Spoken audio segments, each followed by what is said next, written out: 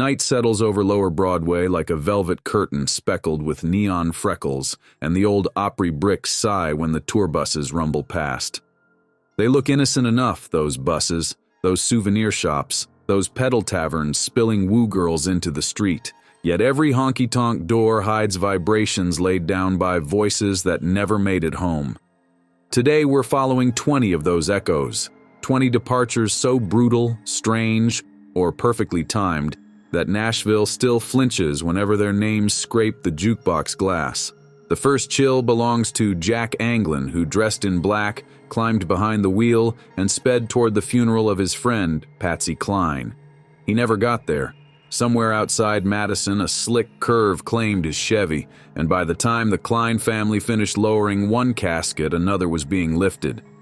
2 losses in 24 hours felt like the sky sending a thank you note in blood. Patsy's own exit had come 3 days earlier, wrapped in thunderheads over Camden, Tennessee. Her manager begged the pilot to wait out the storm, but Patsy's calendar was a hungry beast, so the little Piper Comanche clawed upward. Minutes later, it fell out of the clouds like a stone in a bucket. Locals reached the ravine first and heard her last notes ringing inside mangled metal.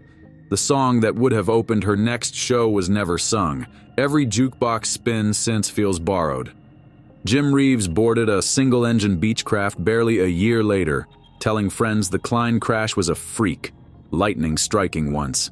Somewhere over Brentwood, the weather turned feral, instruments iced, and Reeves tried to land blind. He missed the runway by short yards, burying himself nose first beyond a cluster of oak trees. The crash site sits within earshot of the Opry stage he was rushing toward, proof that even velvet voices can't negotiate with crosswinds. Dottie West believed the highway remembered her name. She'd hitchhiked away from poverty, carved her lyrics into radio, and sworn she'd die holding a microphone. Instead, she died trying to reach one. Running late for an Opry appearance, she climbed into a neighbor's car. He punched the gas on the Opryland ramp. The seatbelt sliced her liver when the car broke apart. On the asphalt, she apologized for the delay, blood pooling under rhinestones. Conway Twitty was a hit machine who feared silence. During a date in Branson, he felt knives twisting inside his gut but refused to cancel. After the encore, he collapsed, an abdominal aneurysm rupturing like a hidden grenade. Doctors fought to stitch the damage, but internal time bombs rarely grant mercy extensions. The juke still plays Hello Darlin', yet every steel guitar bend now feels like a doctor searching for a pulse. Keith Whitley woke in a Nashville townhouse and poured an early glass meant to steady his hands before writing. By noon, the bottle was empty and his breathing shallow. Alcohol poisoning at 34 flicked him off the calendar, transforming a rising legend into a cautionary poster stapled behind every backstage bar. 2 weeks later, his song, I Wonder Do You Think of Me, hit #1, answering its own question with a funeral bell. Mindy McCready spent a decade winning chart arguments with lungs built for church choirs and tabloid battles with veins scarred by prescriptions. The court took her kids, the gossip columns took her narrative. Eventually, she took a shotgun to the front porch of her boyfriend's Arkansas house and sent the buckshot inward. Neighbors heard it and thought it was another raccoon rustling. A siren cut the countryside, but too late to rewrite anything except warnings whispered to new starlets. Farron Young helped build country radio, then lived long enough to feel erased by it. He stepped onto his deck overlooking Old Hickory Lake, pressed a revolver against his temple, and squeezed. He survived the night, lingered in Vanderbilt's trauma ward, and died watching reruns of his own performances on a ceiling-mounted television. His final message to the industry was 1 part curse, 1 part love letter. Remember me, or the ghosts get louder. Hank Williams Sr. rests at the crossroads of myth and autopsy. On New Year's Day, 1953, a teenage college student hired as his driver glanced into the back seat and found Hank stiff, eyes wide, an empty vial rattling near blue fingertips. The Cadillac rolled on through dawn, hauling a legend already gone. No doctor placed an official clock on the moment, So every historian draws their own line between heartbeat and hush. Johnny Horton loved barroom prophecies. Over jukebox static, he told bandmates he'd die when a drunk driver clipped his car. After a gig in Austin, he pointed his Cadillac north. A milk truck swung wide on a bridge outside Milano and sheared the Cadillac open. Horton's prophecy became crime scene confirmation, folklore etched in chrome shards. Joe Diffie brought comic relief to the 90s, but when COVID-19 crept through Tennessee, he became one of its most recognizable casualties. News broke fast. Within hours, his baritone was memorial only. Fans blasted Third Rock from the Sun from pickup speakers, a kind of driveway vigil, watching for a virus they could not see yet suddenly felt. Marty Robbins spent daylight racing stock cars and twilight chasing verses. Multiple heart attacks hit him like consecutive wrecks. Bypass surgery bought him borrowed miles, but scar tissue doesn't follow speed limits.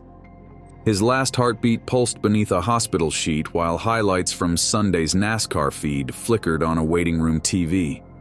Tammy Wynette carried every heartbreak she ever sang, plus one the tabloids never learned. Painkillers filled an end-table drawer. Mysterious injections kept her on stage while normal lungs would have collapsed. When she died in her sleep, daughters questioned dosage logs, lawyers smelled negligence, and the estate turned into a courtroom opera. The phrase, "stand by your man," suddenly read less like devotion and more like a post-mortem subpoena. Billy Walker left an Opry concert and steered his van toward Texas. Somewhere on Interstate 65, a median turned to gravel, tires bit air, and the van tumbled, killing Walker, his wife, and 2 bandmates. Road crews patched the asphalt before dawn, but musicians driving that stretch at night still tapped the brake as if the concrete remembers. Roger Miller joked that he quit smoking once, but it didn't take. Throat cancer arrived like an unpayable bar tab, stealing octaves, then syllables, then silence itself. When he checked out of the hospital, he whispered one line to the nurse: "A man knows he's in trouble when even his punchlines cough back." Jerry Reed's guitar runs felt like 18-wheelers downshifted on mountain grades, but emphysema reversed the airflow. He kept picking until his fingertips bruised, then let the studio lights go dark. The day he died, CB radios across Dixie traded static slurred tributes, and more than one long-haul driver pulled over, rolled down a window, and smoked his last cigarette with tears fogging the glass. Don Williams departed quietly, the way background harmony fades after the verse. Newspapers called it a brief illness. Old fans called it the moment a porch swing stopped swinging. Without his baritone, summer nights in small towns suddenly felt insect loud, missing the low hum that once glued everything together. Tom Paul Glazer, outlaw architect, slipped away inside a Nashville hospice with no headline alert. By dusk, only die-hard vinyl collectors noticed. But every time a new singer hisses at record label suits, Tom Paul flicks a match in the afterlife and nods approval. Eddie Arnold lived long enough to bury most of his era, yet when he exhaled his last breath at 89, the city gasped anyhow. Reporters struggled to summarize a span that bridged barn dance radio, golden age television, and suburban FM. His funeral felt like a museum closing for remodeling. George Jones, bulletproof to rumor and rehab alike, finally surrendered to respiratory failure. The day they lowered him, fans lined the route from the Possum's farm to the Grand Ole Opry, holding signs that read, "He stopped loving us today," no one argued. Now Lower Broadway's neon lights blink midnight, but the pavement still trembles, carrying all 20 stories in its cracked limestone bones. Every step you take past Tootsie's or Roberts is an accidental seance. The jukebox might blast fresh-pressed vinyl, yet each note rides on borrowed breath. When the fiddle squeals a blue note, remember Jack racing death to a funeral, Patsy singing above storm clouds, or Hank frozen in Cadillac leather. Remember that a microphone is only a funnel. The real sound lives inside people, and people are breakable. Some tales refuse to pick a single ending. Take the whispered saga of the Showbud guitar that once belonged to Don Rich, Buck Owens's golden-toned sideman. After Rich's fatal motorcycle wreck in '74, the instrument vanished, then resurfaced at a pawn shop on Nolensville Pike decades later. The new owner swears the strings break themselves whenever anyone tries to tune up in the key of A, the very key Rich was rehearsing that last night.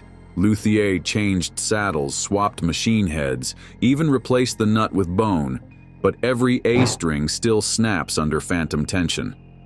Players who've tested it describe a sudden smell of summer asphalt and fried chicken grease, the roadside perfume that followed Rich down California highways.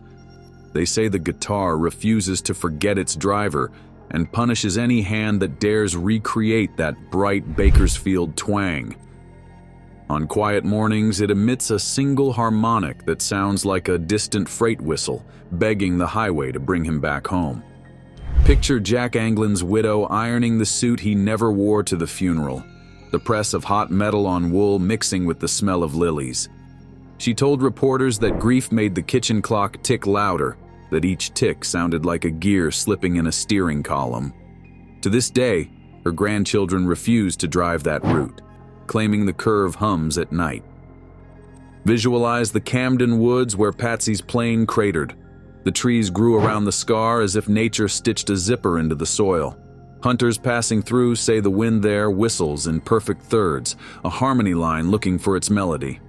They leave offerings, ticket stubs, broken guitar picks, half-smoked cigars, believing the spot operates like a backstage door between worlds. Imagine Jim Reeves's pilot headset hanging in the Country Music Hall of Fame, ear pads cracked, microphone bent. A small plaque explains the model number but omits the last words Reeves spoke. "We're almost home."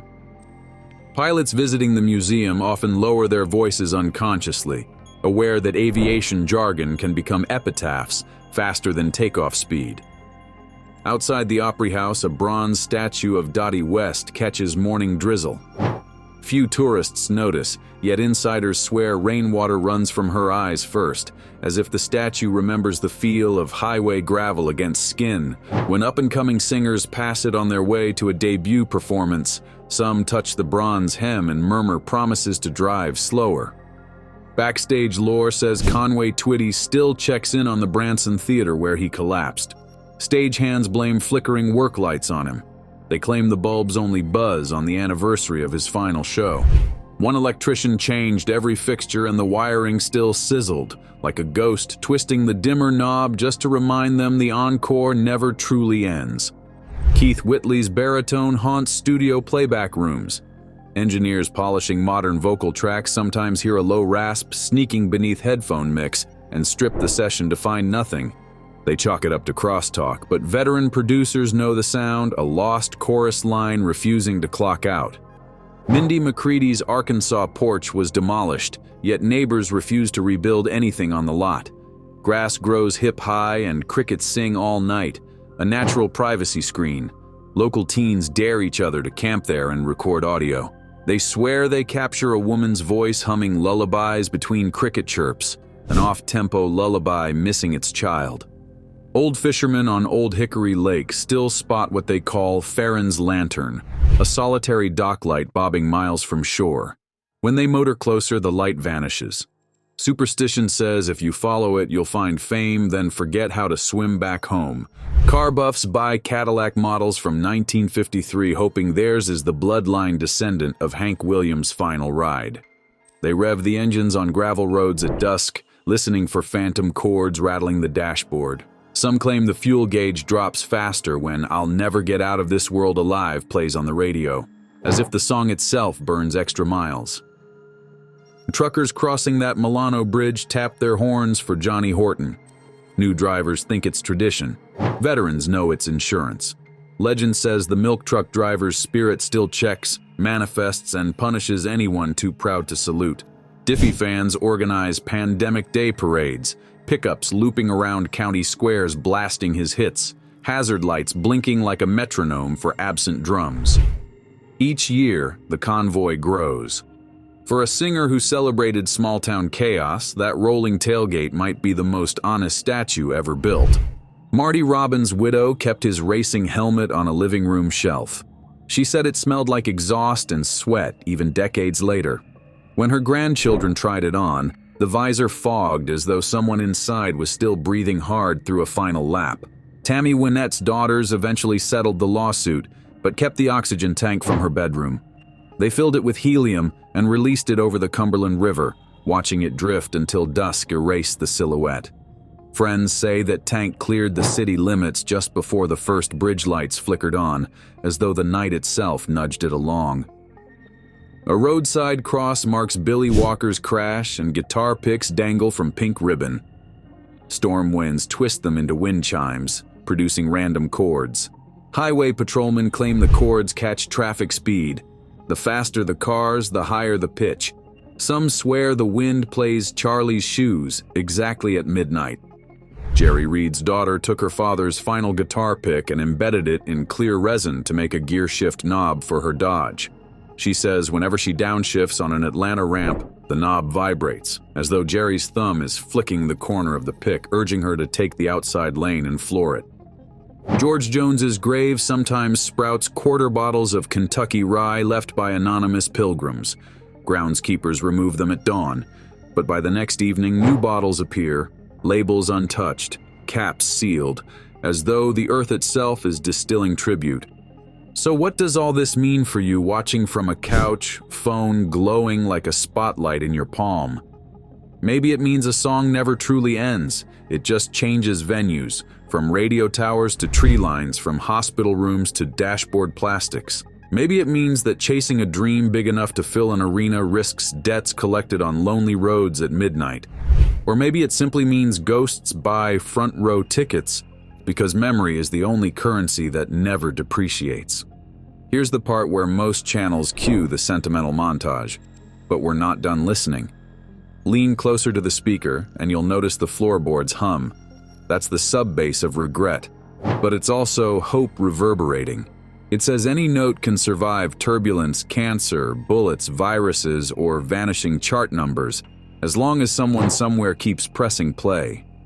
Think about your favorite chorus. Now realize it was recorded by hands that shook, lungs that leaked, or hearts that were seconds from locking up. Talent isn't the miracle. Delivery in spite of cost is. Every artist on tonight's roll call paid that toll. Some crashed, some folded, some drank the poison straight, but all delivered until the meter ran dry. If these stories rattle you, good. Let the rattle settle in your bones, because that vibration is history's way of asking for company. Share it.